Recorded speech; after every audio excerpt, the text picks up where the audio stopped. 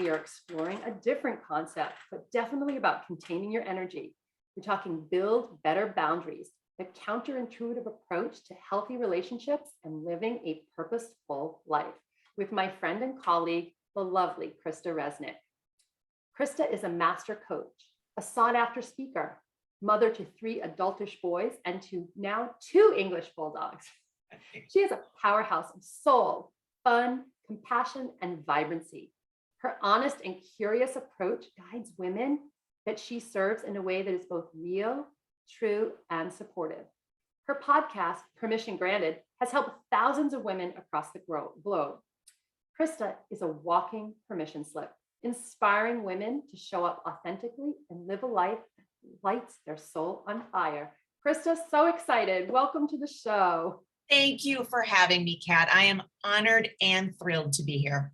Oh, well, I am honored as well. We've gotten to know each other a bit over the last year in different ways and through a networking group before that. So I'm just really excited that you're here to talk about the basics of boundaries. But before we do that, maybe you can tell our viewers a little bit more about yourself and why you're passionate about this. Oh, gosh. Yes.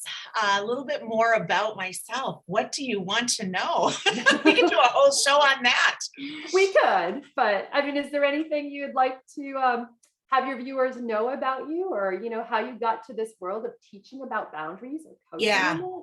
Yeah. Well, couple just fun little tidbits about me. The older I get, the more I love to be in nature. Love to be in nature. Nice. Let's see. My top value is learning and growing. Always has been.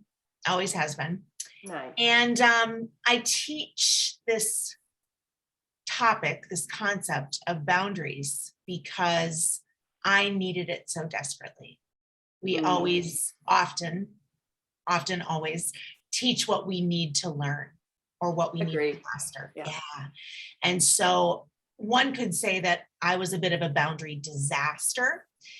For many, many decades. I was boundaryless. Okay. And it wreaked havoc in my life, on my relationships. Then I made the pivot to being boundaried, as I like to say, and I'm using air quotes because really what I was doing, Kat, was I was building a wall and protecting myself. I thought I was really boundaried, but I was so scared of being vulnerable and people violating my boundaries and people hurting me. So I realized that I was building a wall because I was isolated and lonely. So then we had to kind of explore, okay, what's this all about? And how do we come to that healthy, happy medium where we're setting boundaries that are authentic and honest and that feel good, and we're still allowing ourselves to be in intimate, healthy relationship with other people? Because that's what life is all about, in my opinion.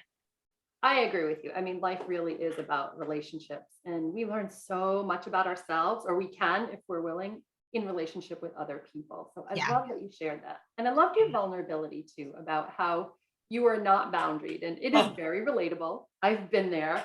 And what you shared, if you study some of the laws, like the universal laws, like everything swings in like, the pendulum swings from one end to the other. So you were not boundaried and too tight and wound up in boundaries. And now it sounds like you found this happy medium for yourself of what's working or flowing better. So maybe we could start with the basics then and share for people, what are boundaries like, or how do you define boundaries? Yeah, I love that question. It's actually one of my favorite questions because so many people actually misunderstand what boundaries are. And I like to say that there is no wrong definition. Boundaries are a beautiful, deep, nuanced, layered spectrum.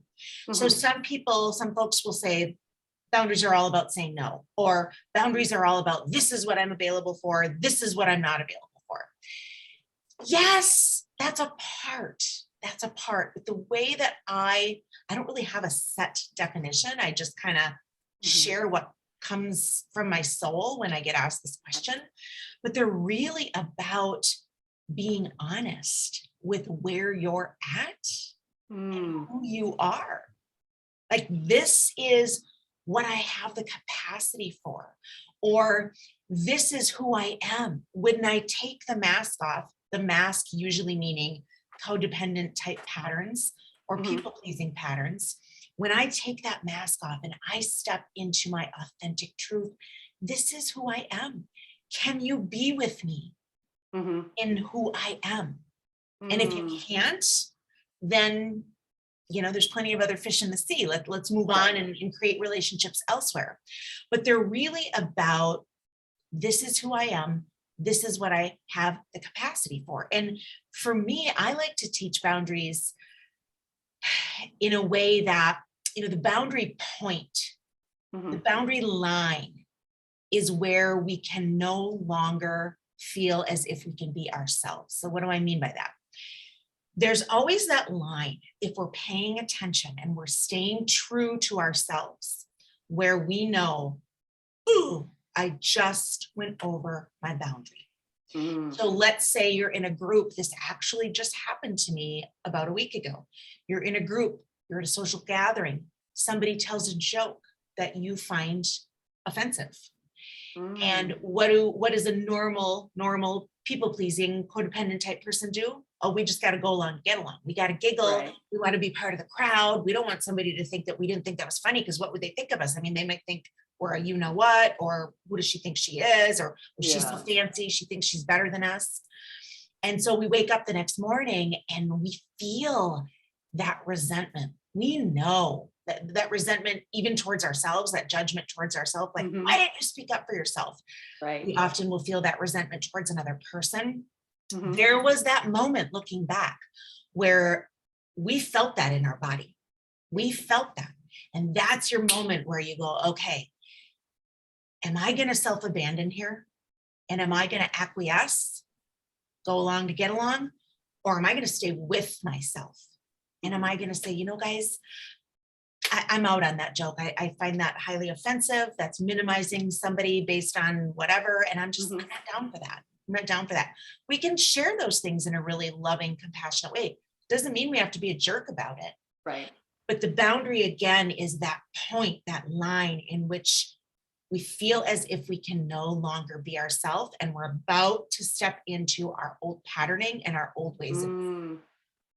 That's powerful. That's important. And I was thinking of when you shared that about that ability to speak your truth, you know, and I had to learn the hard way, because I didn't always say it graciously or not, like to speak your truth in love, you know, or, you know, in a way that can be heard by other people, you know, not that instead of staying silent and compliant, you know, just going, like you said, going along to get along. So I appreciate that, you know, you're not just teaching these things, you're practicing them, and you know, you're living your truth. And I think that's really powerful. I mean, that's what makes a great coach or a leader or a mentor, by walking your talk. So it's not easy to do in a crowd of people. Not. Sometimes.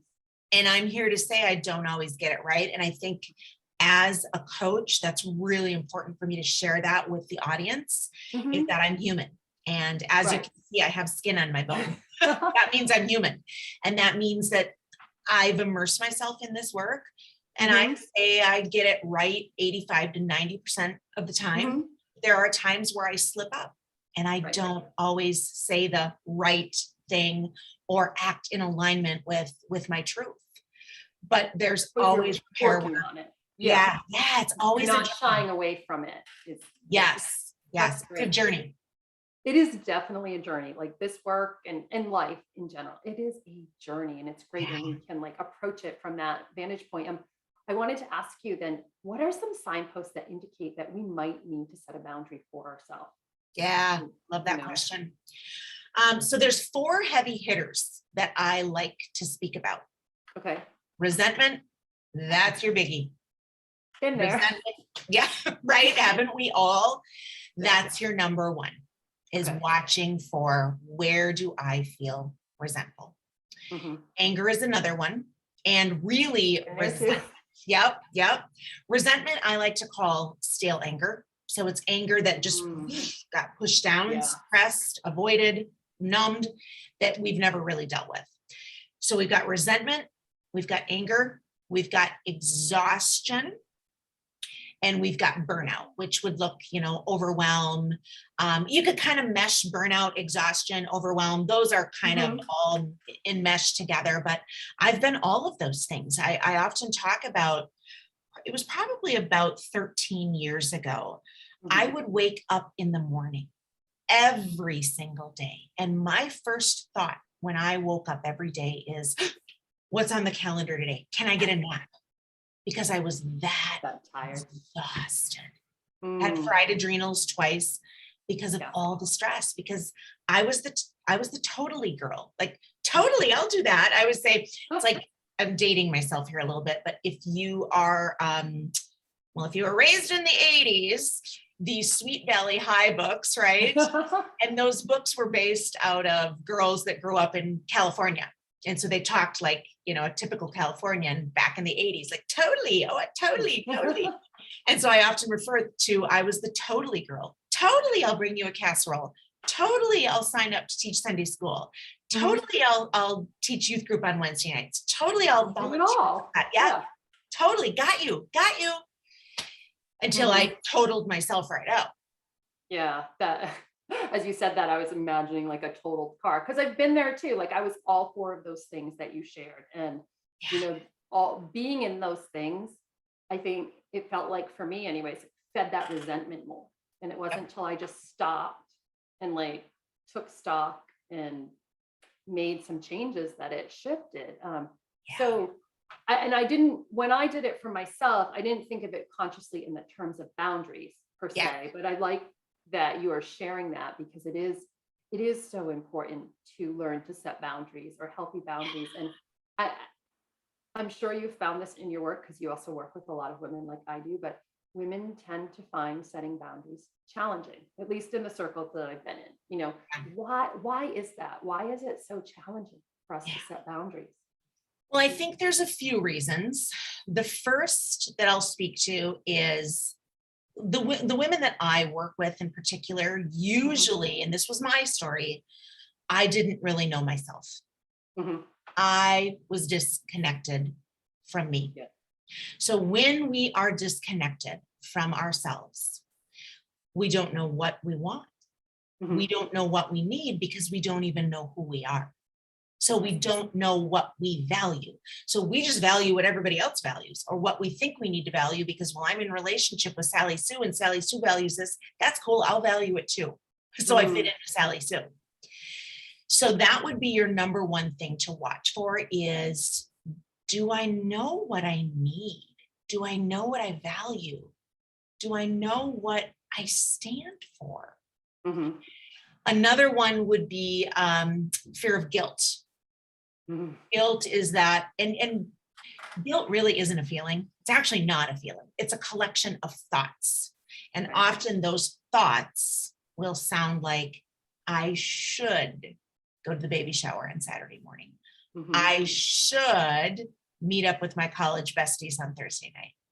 I should say yes to the PTA. And it's a collection of thoughts that we think is a feeling, but it's really not a feeling.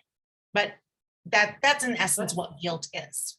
Right. And that's really interesting. I hadn't thought about it in that way, but you're right. I think many of us have resonated or had those thoughts of the guilt for wanting to say no to all these many things that come across our plate, and we don't, or we haven't learned how yet.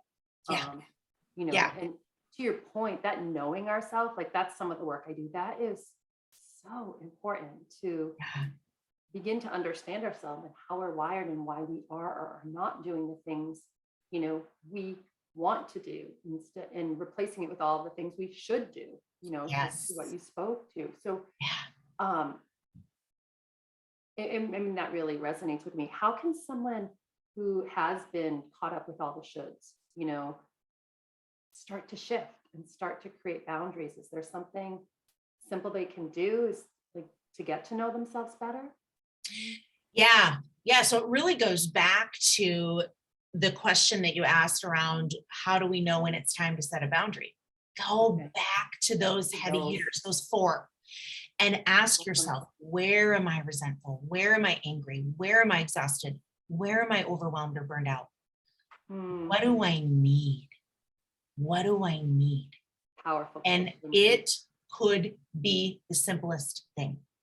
It could be, I need to stop answering emails past 7 o'clock because it's tearing into my relationship with my children and my relationship with my partner. Because here I am, constantly, oh, there's one more email. Oh, hold on.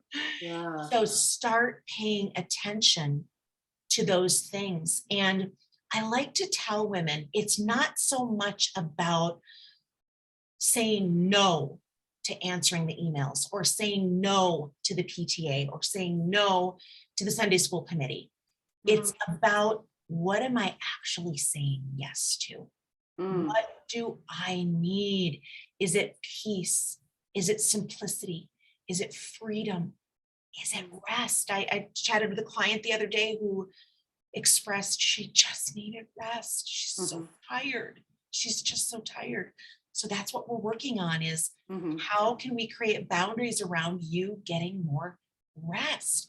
That seems simple in theory. In reality, real time, it's not always quite so simple. Right. But that would be my recommendation is there is no action step that is too small. One little action step can lead to great momentum. I chatted with a gal yesterday who just signed up for private coaching with me, and she is making some really big decisions in her life, and she understands that the support because of what's coming down the road is essential for her to get these boundaries in place. And we had a beautiful conversation about celebrating herself, doing something for herself, because she said yes to bringing me on and giving herself the support.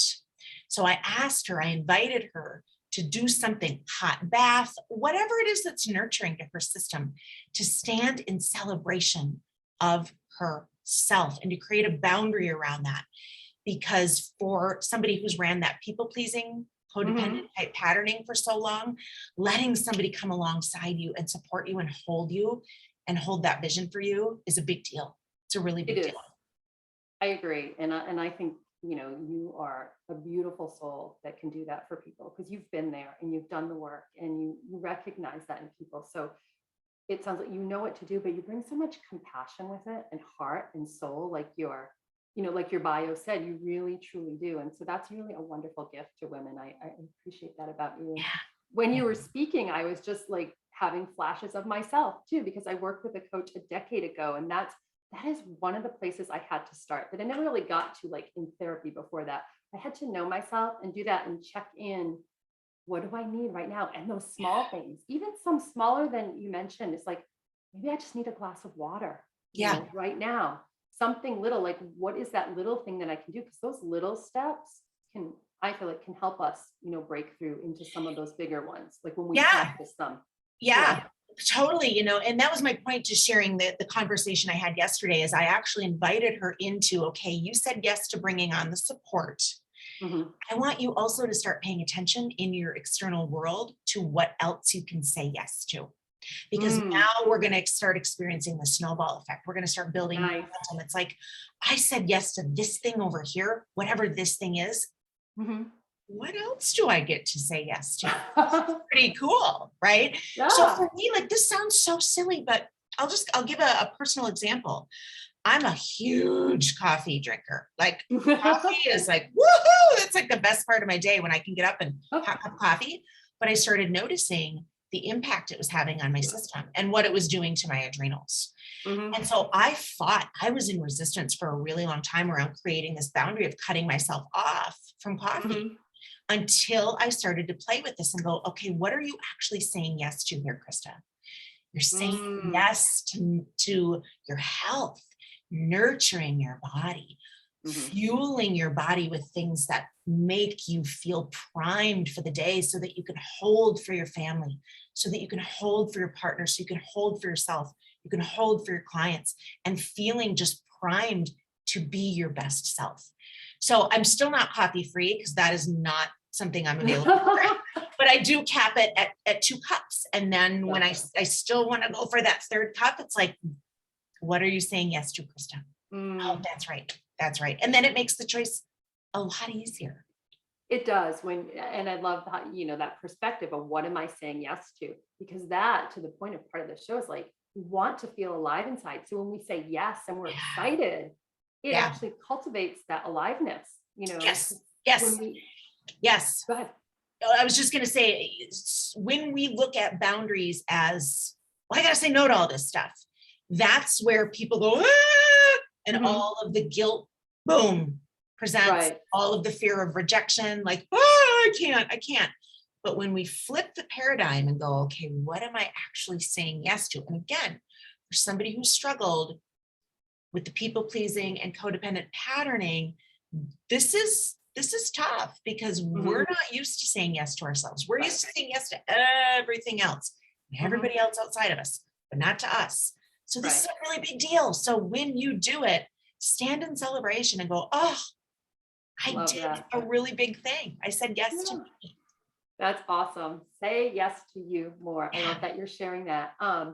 So for someone who is teetering on that edge, that they want to say yes, but they don't, and I know you've talked about it, how do they continue to cultivate the courage to really say yes to themselves? I know you've touched on it a little, but is it just those practicing, or is there something else that we can do? Yeah, I really like to think of it's such a great question, the web of impact, I like Mm-hmm. to call it.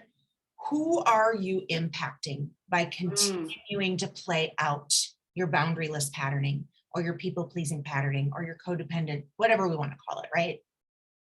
Who are you actually impacting? I mean, I know for years I impacted my kids in not such a great way because I was so focused on saying yes to all these other people, making sure that I fit in, making sure they mhm. liked me, making Yeah. sure that I was part of the group because I had such wounding from my childhood Mhm. in and around not fitting in, not being Mhm. one of the chosen ones, not being smart enough. So when I became an adult and a mother, I was going to be the best at everything I did. And I was going to fit in with these groups. And oh, you think you can cook a home cooked meal? You ain't seen nothing yet, Sally, till you come to my house. My house is in A+ condition. My food is all from scratch. I mean, I slaved. You know how many days I slaved over this just Oh, to I'm have you sure. over for coffee? I mean, Super and mom. right? Here's a perfect example, and folks listening will probably get a good chuckle out of this. This is how bad it was for me. I Mhm. had an 8-hour coffee date with someone Oh my because gosh. I couldn't back out of the conversation. I invited this lady over for coffee. Nice lady. Mhm. Came right as soon as the kids got on the school bus. And she was still there when the kids got off the school bus in the afternoon because Oh well. I couldn't say, lady, You gotta go. I got some things going on. Even if I didn't have anything going on, like, where's the Right. boundaries there, Krista? So that's how bad it was for me.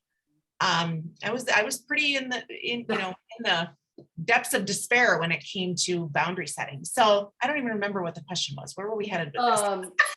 Oh, it was about the courage Yes. to set these boundaries or cultivate them and start. And that's a long coffee date. I just gotta Yeah. say. Yeah. Um. So really, in essence, what I'm trying to say is, when kids get home, then my nervous system is rattled because I'm like, I've had this chick hanging out. Now I'm angry. Mhm. Now I'm resentful. The Right. kids get off the bus and I'm like, husband comes home and I'm snarking at him, snarking at the kids. They're like, what the heck, mom? What? Like they don't understand, right? Right.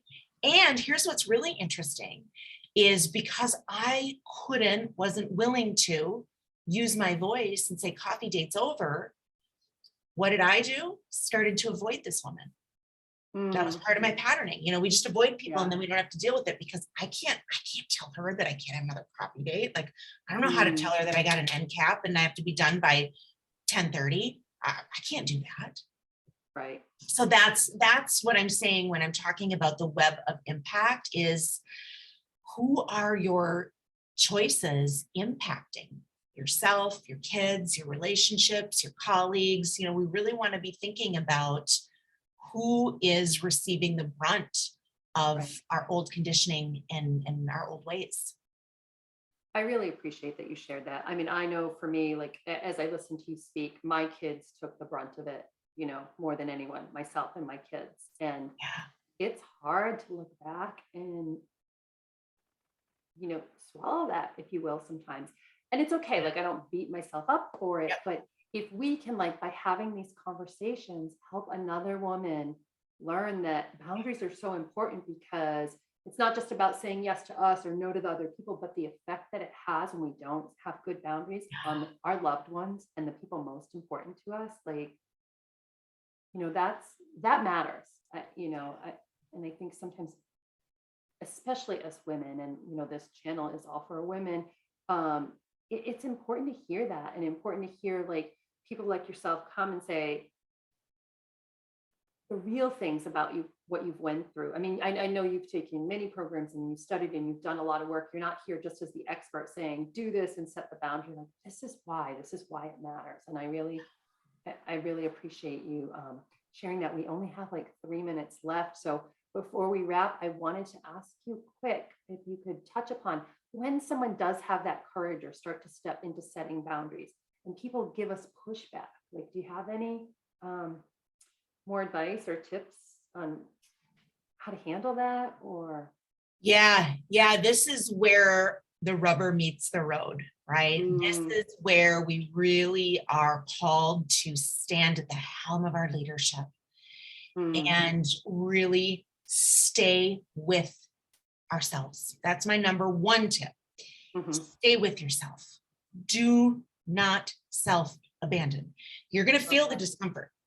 It's not going to be comfortable when your mother-in-law says, "Oh, who do you think you are?" Or, whatever the situation is.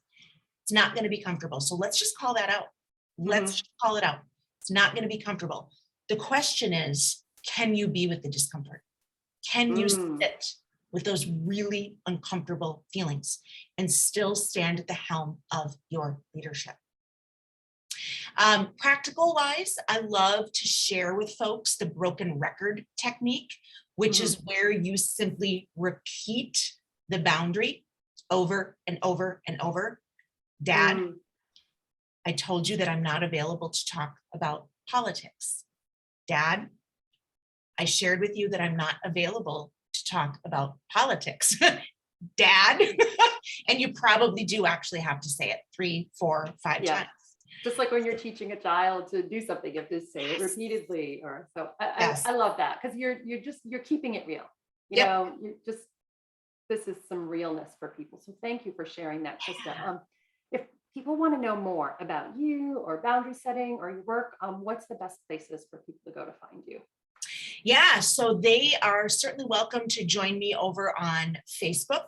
I also have a private community over there where we talk all things boundaries. It's called Empowered Boundaries. I love hanging out on Instagram. That's another really great place to find me. That's probably my favorite platform. I am hosting a free workshop actually, this next coming Thursday called Build Better Boundaries. It's 90 minutes interactive. So people are welcome to join me there. That is actually going to be offered monthly for free. So if you just come into my circle via Instagram or Facebook, and then you get on my newsletter, you'll always be notified of those free upcoming classes that are offered monthly. Well, that's awesome. So if people are listening to the replay, they haven't missed out. Anytime someone's listening to this, they might be able to go look up and find you and find your monthly offering. Krista, that's wonderful. And I appreciate it. I appreciate your time and your energy today, and your notes. And if people couldn't follow everything you shared, I will have a blog up about this. So, if you're in connection with me, I can totally connect you to Krista. And for our viewers that are watching live, we invite you to join the after party and stick around for an informal conversation. We'll have about 30 minutes of unrecorded time with Krista and myself, where you can ask her anything that's on your heart about this episode or anything else related. And like I said, if you're watching the replay and you like what was shared in this episode, you could have your own conversation with me and join my community as well. You can go to creatrix.club. It's KREATRIX.club. You can find out more about me in the Win-Win store or on my website, katmoulton.com, and anything that I have to offer there. So I invite you also, if you are looking for inspiration and support, to check out other shows on the Win-Win Women Network.